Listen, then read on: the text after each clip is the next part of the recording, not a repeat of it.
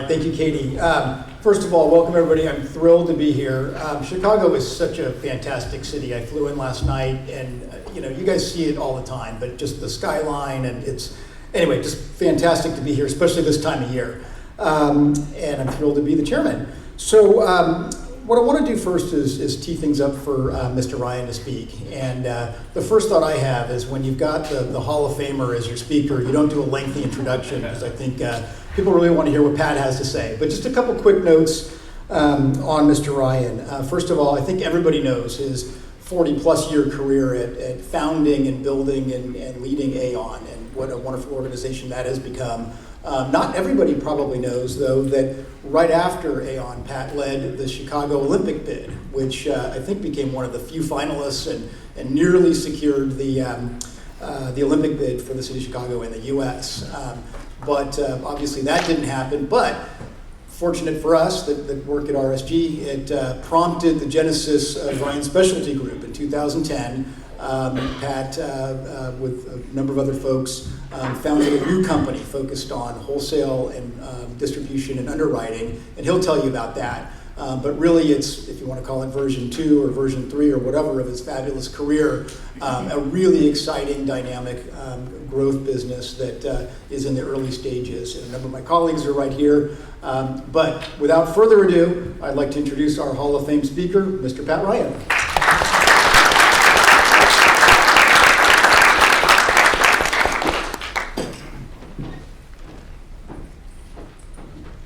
Charlie, and ladies and gentlemen, this is on an angle, so I can't put my coffee here. But I have a cold, you might hear it in my voice. But that's not why I'm doing it. I need at least 2 of these Starbucks to get cranked up. And I got this last week going sailing, and it's like at least 10 degrees colder on the water now than it is in the air.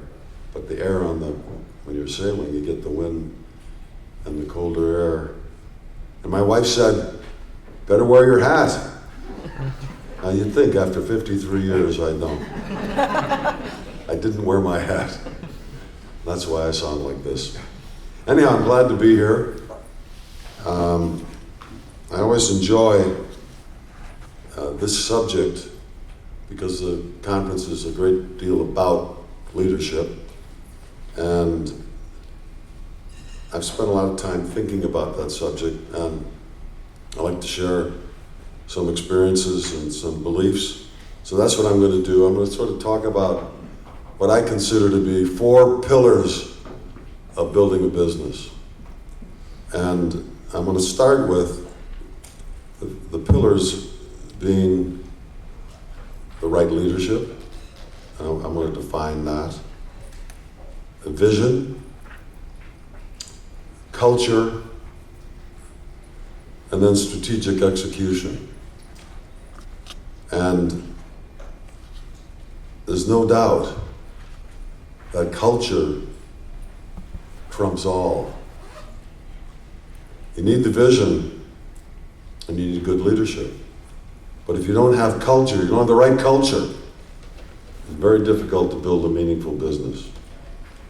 And I believe that many businesses never get really very far because they don't have the right culture.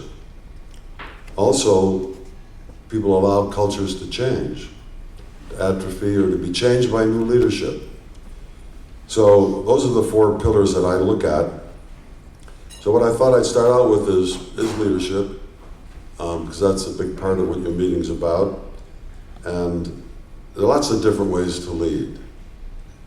But I've always believed that leadership is getting people to do what you want them to do. But it's best to get them to do what you want them to do, because they want to do it. Whether you're a Ronald Reagan fan or not, take the politics aside, he made a practice of putting people in a position where it became their idea. It's much easier for people to follow and agree to an idea when they bought into it. And then often the key is to get them to think it was their idea.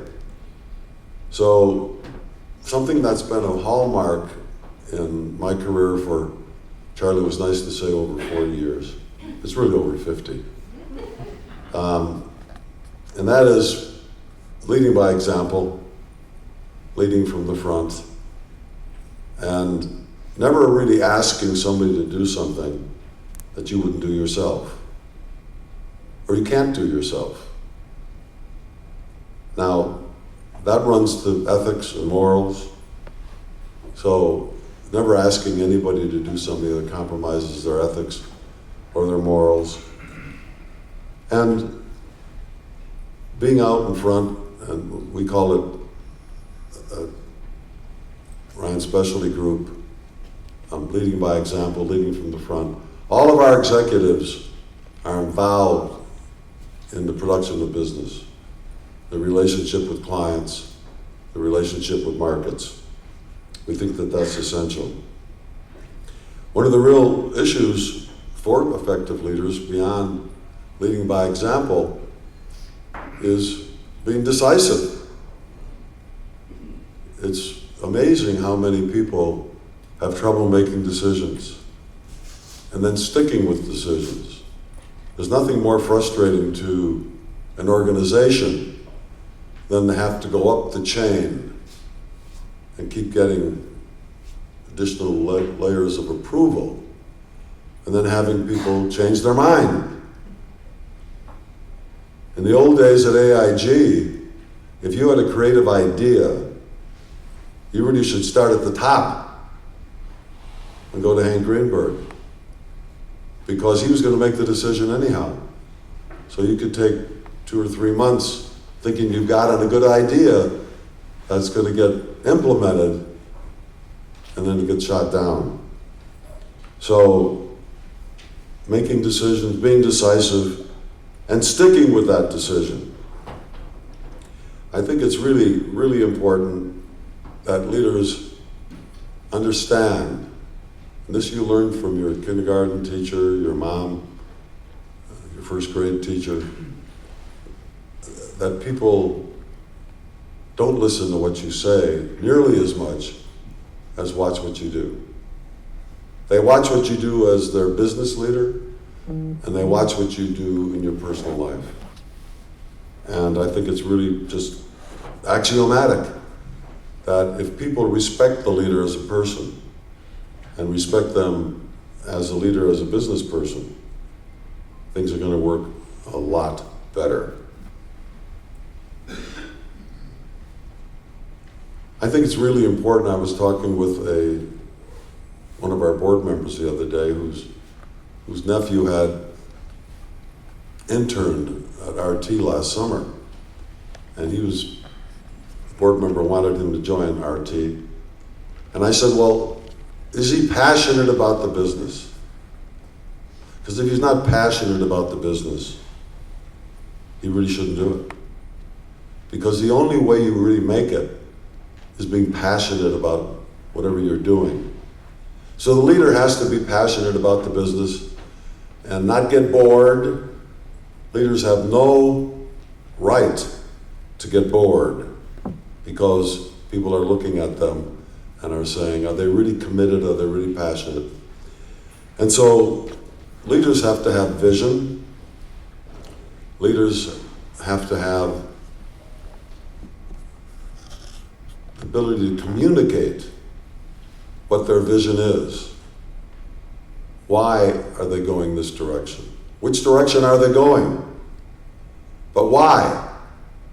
I think one of the key questions in today's world with people so highly educated, and particularly millennials, it's not what, it's why. People want to know why. And if you explain why, they'll follow.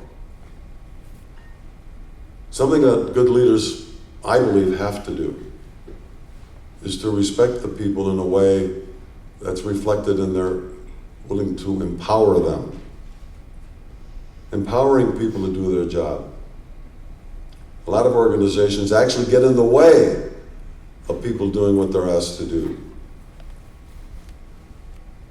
The first large brokerage business that Aon bought, and this sounds terrible, but I don't want to insult any bankers in the room, but was run by a banker. And he was a good executive, but created this huge bureaucracy. You actually had a huge book for HR. You actually needed a pass. This sounds facetious, but it's not true. You needed a pass to go to the washroom. You needed a pass to do everything. It just choked the organization. So empowerment in leadership is absolutely essential. People want to know that their leader really cares about them. You see this in sports leadership. And people always say, this coach really cares about his or her players. So caring and really caring and wanting to help is critical. Good leadership is innovative because businesses, industries change all of the time. And if you're not innovating, you're getting behind. You're losing your role. Good leaders are inspirational. That doesn't mean that they have to be rah-rah people, but it does mean that they understand that their responsibility is to inspire people. This goes without saying, but they have to be trustworthy. Mean what you say, do what you say. People watch. I have a cliche that's served me well for these over 50 years, and it is called, very simply, do the right thing because it's the right thing to do. Now that sounds pretty simple, but people often do the right thing because it's the political thing to do, or it's the economic thing to do. If you don't do it for the right reason, because it's the right thing to do, you're going to find yourself on the balance of tilting towards something that probably shouldn't be done. So, always remembering that, just look at the issue and say, what is really the right thing to do? And doing that. So as we look at vision and we say, why and where is this organization going? We have to be good listeners. Because people want a place at the table. They want to be heard. The first brokerage Aon ever bought after the company I founded being an MGA was run by a general in the US Army in World War II. And he was a feisty Irish guy. And he used to get really upset with me. And he would say, I disagree with you, Ryan. Damn it, I disagree with you. But you're the commander-in-chief. Let's get it done. If I didn't listen to him, he never could have done that. So I always heard him out. And he'd get so mad, he was bald, he'd get so mad that his head would turn purple. I thought, I'm gonna cause this guy a stroke. And never did. But he had to be listened to. Everybody needs to be heard. So as we're looking about and thinking about our vision, we really have to explain it to people. It's not do it because I said so. It's do it because this is why it makes sense and why we need you to buy in. A very important part of leadership is to recognize blockers. So when you have a vision that you're trying to implement, often there are people who don't want to go along with it. And blockers can be insidious. Blockers can get in the way, create silos, little pools of rebellion. Some people call it tribal. There was a great company here in Chicago called Motorola who had a real head start on cell phones. And they lost that because they could never get people to work together. The engineers were over here, the marketing people were over here, the manufacturing people were over there. They were tribal.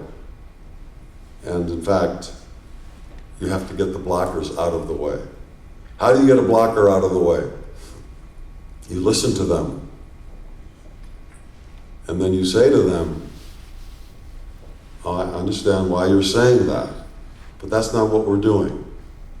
We're doing the opposite of that. Now I'm going to give you a chance to get on the team. I never believe in just saying, okay, you're disagreeing, so you might as well move on. Always giving them a chance. Give them the chance. And then if they refuse and they continue to block, the decision has to be made that this isn't the right place for them to work. You have to get blockers out of the way, or you can never achieve your vision, because there are always going to be people who are naysayers, second guessers, or who just don't like change. So, I have a cliche that, I have a lot of cliches, but here's one that I really do believe in. That when you have a vision, you have to adjust. Nobody has everything laid out in a blueprint that doesn't need adjustment. And there was a great hockey player, one of the all-time greats by the name of Wayne Gretzky. And Wayne Gretzky had a very famous explanation of how he was so dominant in hockey. And he said, I never skate to where the puck is. I skate to where the puck is going. It's that anticipation.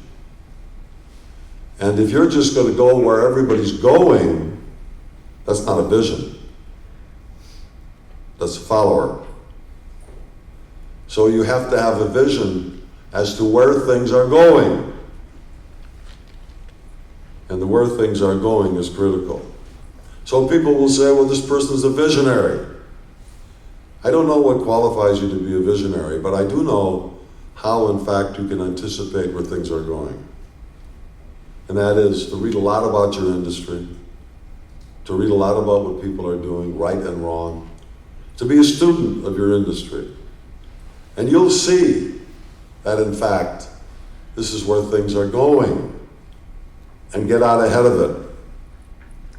So, for example, when we started Ryan Specialty Group in 2010, we knew that retail brokers were going to be changing the way they did business.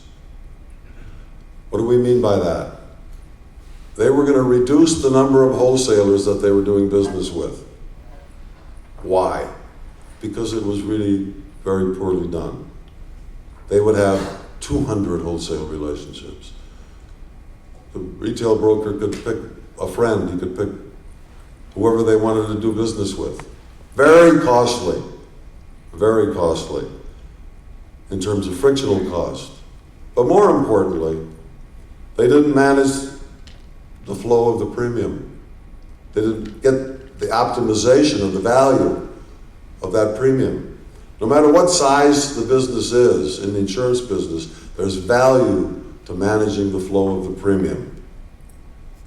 And so it was just clear that people were going to reduce the number of wholesalers they used. So by early 11, and we started, our first day of business was July 1 of 2010. By early 11, and Marsh, Willis had all decided to go somewhere at 20, some had already cut down to 10 or 12, but they were going to go to 3, maybe 4. So it was clear that if you got into the wholesale business in the right way, that things were going to be moving your way, that there were going to be shifts. There were also other signals of why managing underwriting businesses were going to become much more attractive. Because of all of the consolidation of carriers, there were a lot of people, a lot of underwriters disaffected because of that consolidation. Either they were riffed and they were looking for a new position, or they didn't like the way that RIF was handled. They didn't like the way the companies were merged together and they didn't want to stay. So there were going to be a surplus of underwriters who were going to be looking for opportunities. And so just connecting dots, knowing that where change is coming from, what the change will be, that's all part of having a vision. So anticipating. People said to me, starting a business in 2010, we're still suffering from the financial crisis. You'll remember that 2008 and 2009 were disastrous years. 2010 was still very tough. Not a good time to start a business. I disagree. The best time to do something that you know you should do is now. Don't try to calibrate. It's much better to be too early than too late. Too early you can adjust to. Too late, they're waving goodbye to you. You're not going to catch them. So making a decision and doing it now is a big part of executing a vision and a big part of leadership. Now to the really fundamental part of what we're talking about. All of this needs the right culture. If you don't have the right culture, it's hard to make it function. So as I said earlier, culture will trump strategy at any time. You can always adjust strategy, but you can't adjust culture very easily. So you need cultural values.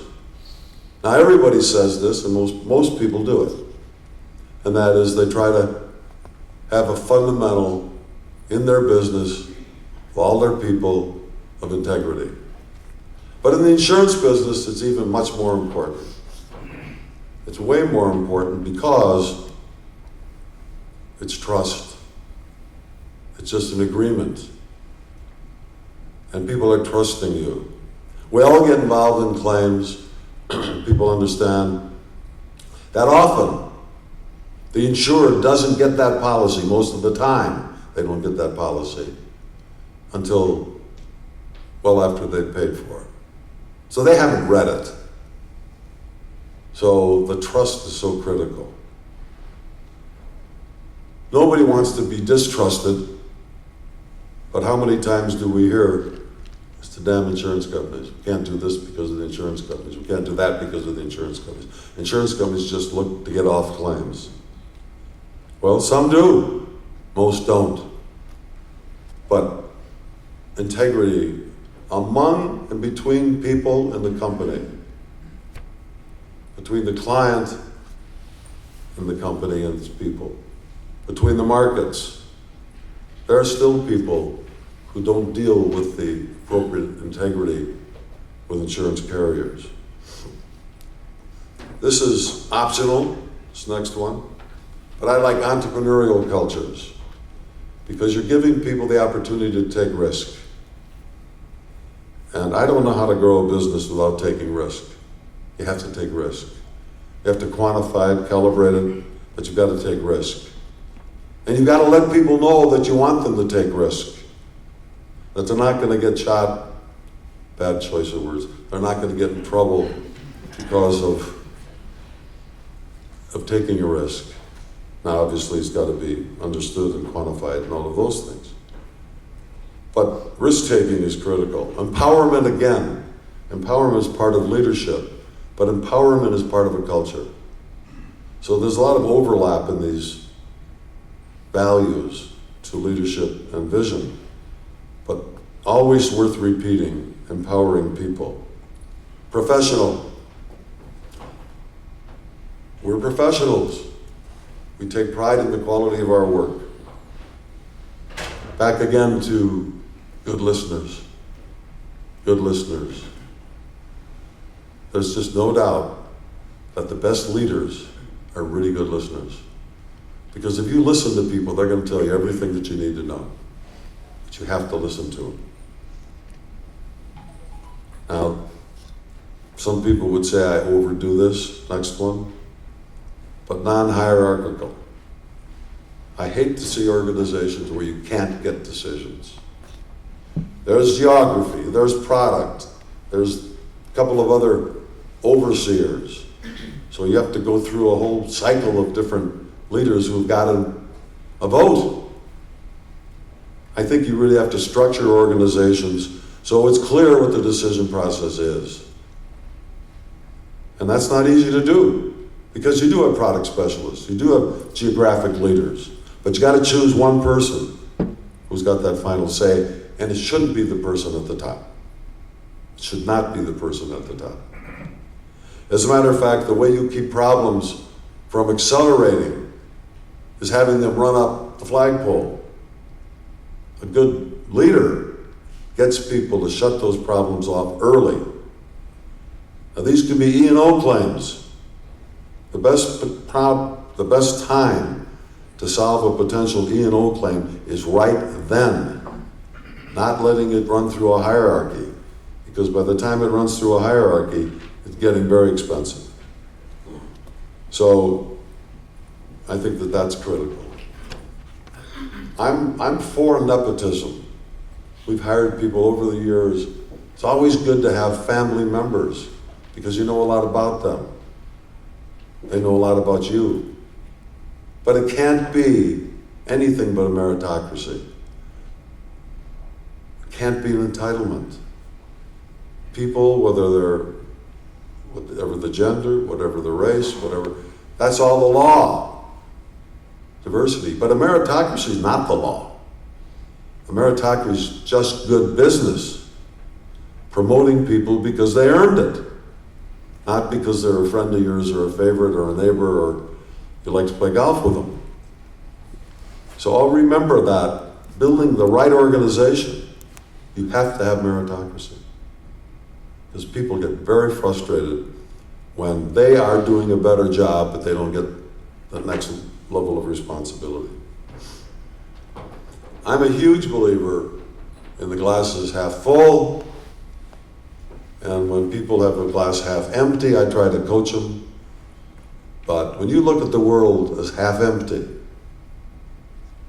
you're looking at it upside down, and you're going to be a terrible leader. People need positivity. They need positive attitudes. So much of life is about being positive about achieving something. I'll give you an example. Very close friend had back surgery and it failed. And he was told, Mr. So-and-so, get used to living your life in a wheelchair the rest of your life. And we said no. And we got him to a different hospital. Now, commercial Shirley Ryan Ability Lab in Chicago. But they said to him, Mr. So-and-so, you and I are going to get you walking. And he walks. So we cannot underestimate the value of a positive attitude.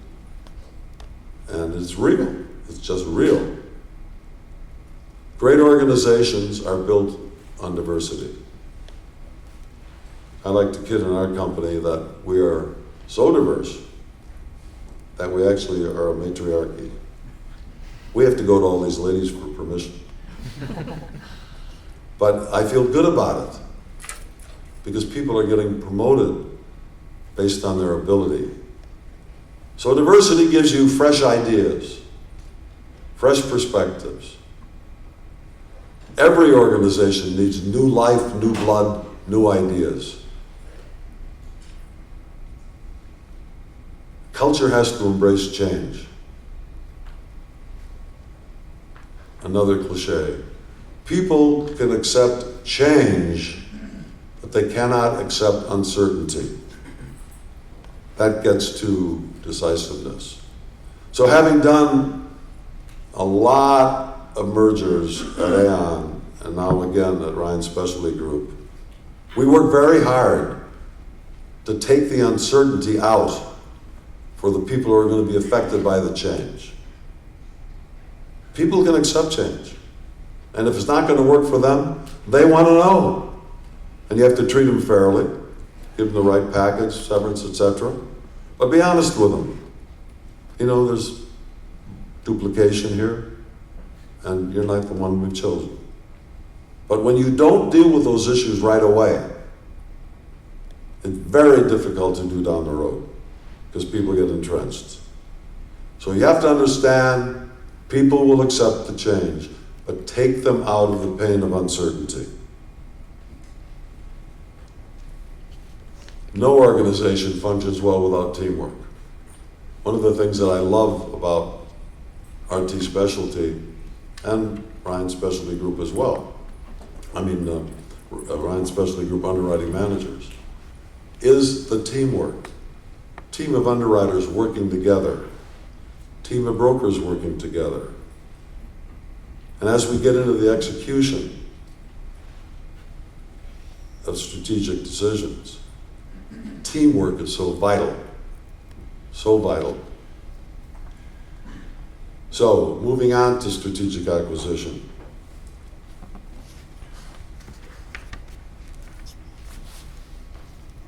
Checking my time here. Where's that lady with the sign? Did you have 10 fingers up? Okay. You're far away for my eyes, but I thought I saw 10. Okay. So strategic execution starts with teamwork. But there's something about our business that is critical. It's the recognition that it's trust and it's all about our people. So I've always believed that you build an organization by attracting the highest quality people. That's pretty straightforward. It's not easy to do. So we have a cliche called hire A players. Hire really top people. Pay them. Most importantly, incent them. Give them good incentive. Retain them. You retain them through the culture. You retain them by not having broken promises. One of the most common exit interviews, reason for leaving, is, well, they told me they were going to do this and they didn't do it. Broken promises. So, hiring really high quality people and then retaining them. Now, a part of strategic execution in today's world, particularly with retail brokers, is to understand what the reality is of hiring those A people. And this is a bit of a commercial, but it works. And that is, a lot of brokers are outsourcing responsibilities. For example, they say, we're not large enough to have our own D&O specialist, or we're not large enough to have our own transactional liability specialist, but we've got relationships with PE firms. We've got relationships with businesses where if we had the talent, we could in fact, we have the relationship to get that business and the trust. And then aligning, partnering. So it's not just teamwork from within, it's teamwork with people who can work together to develop business. A lot of retail brokers, all retail brokers, are under the gun in terms of strategic growth and margin. Whether you're a public broker or a private broker, your valuation is totally connected, totally correlated to the ability to grow organically, not through acquisition, organically. Same store sales, if you want to use that cliche. That's how people value businesses. And then, obviously, margin improvement. And so, the ability to offload expense to somebody else, placement expense, and say that we can be in these businesses. The insurance business, brokerage business, is in fact a relationship business. But a lot of people make the mistake that it's just a relationship business. I've known people for years who have, now it's contacts, it used to be Rolodex, but they have lots of contacts. They know everybody, but they can't get any business. Everybody likes them, but they can't get any business. Being liked is good, but doesn't get you business. Being liked is good, helps you keep business, but not if you don't earn it. So that ability to partner and to have teamwork. The other thing that's happening, and particularly in this market is real in terms of the firming and hardening. And so much business being shifted being moved. A lot of it went into London that shouldn't have gone there. A lot of it went into admitted markets instead of the E&S market, should not have gone there. And it's coming back wounded. So submission rates are up dramatically. Every person who's with a retail broker in this room is experiencing a big influx of submissions. What does that mean? It means that, in fact, we are going to move that business. Highly likely. If you're a managing underwriter, if you're a binding authority business, and I know that Mr. Grisham is on the program, same thing's happening in the underwriting side, managing MGAs, MGUs, binding authorities. That business is ready to move because it needs new homes. So you need breadth and depth. So teams have to get bigger. Now, one thing that brokers have to do and are doing is they're not staffing up for peak periods and they're laying the work off to others. Maybe they can't afford to staff up. But you can always afford to get the right kind of a relationship to help you do that business. So in building a successful insurance business, it's attracting the highest quality people and retaining them. You retain them by the good leadership. You retain them by having the vision that they understand and they buy into. You retain them by treating them fairly. You retain them by being honest with them. Teams move. It's just part of our business. So people are in the cyber business one day and the cyber team moves. Now they're not in the cyber business. Another reason to partner with somebody that can help you do that business. There's lots of growth opportunities that one can do. They have to find out how they can partner to get that done. So, the name of our company is Ryan Specialty, not by accident. That anticipation in 2010 was the specialty business was going to grow significantly, and it has. But people pay for differentiation. If you can differentiate yourself with intellectual capital, if you can differentiate yourself in that you have more creative ideas and better solutions, you're going to win the business. So working to build specialties, attracting people, doesn't mean that you just are out poaching people. It means that you're hiring people with specialty skills, or you're recruiting green peas and training them. And it's amazing, particularly with people as computer literate as this wave of new people coming in are, how quickly people can learn a specialty. And so I think it's really critical to keep bringing new life, new blood in. So, probably the case in all of your businesses. But the average age at Ryan Specialty Group is really quite low. It's in the 30s. And that's good, because it's a business that requires a lot of energy. It's a business that requires people to put in a lot of hours to work hard. But there's just so much opportunity today. One of the principles that we believe in is that, okay, did you just put that up now? Or has it been up a while? Okay. It's my signal there to get finished. But it's important, and you're going to hear from Mr. Grisham from Amwins.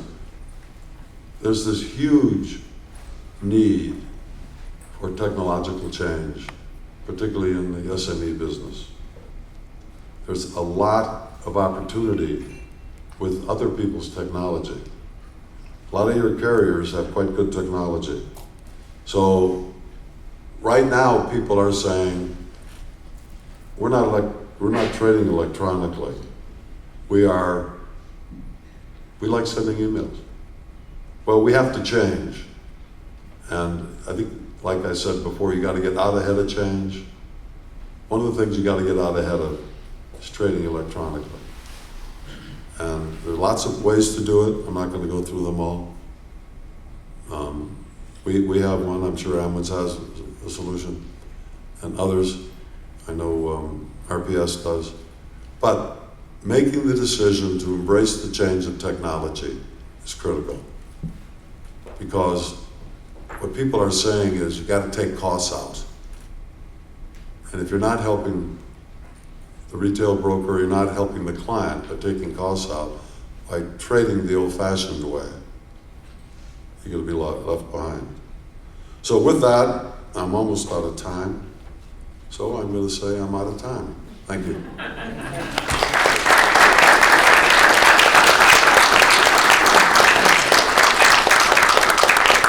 Are we out of time? We don't have time for questions? Coach? We're out of time? Okay. Thank you.